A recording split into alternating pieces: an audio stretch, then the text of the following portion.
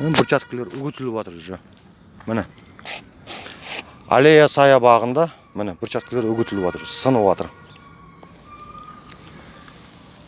Міне, қирап жатыр, жарылып. Әлі алда уақытта қар бар, жаңбыр бар. Бұған Бақыт Насырханович аудан әкімі,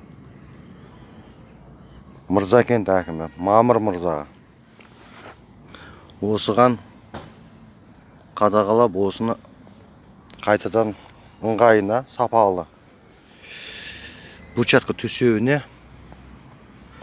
сұраймыз.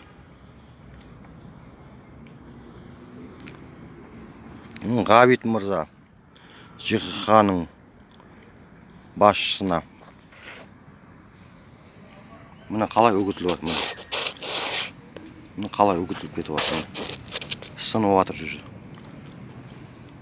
Бұл ертең қар, жаңбырда ойық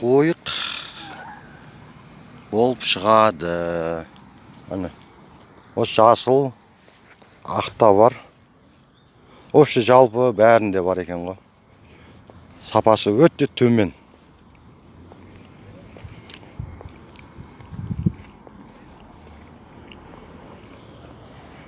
Өте төмен.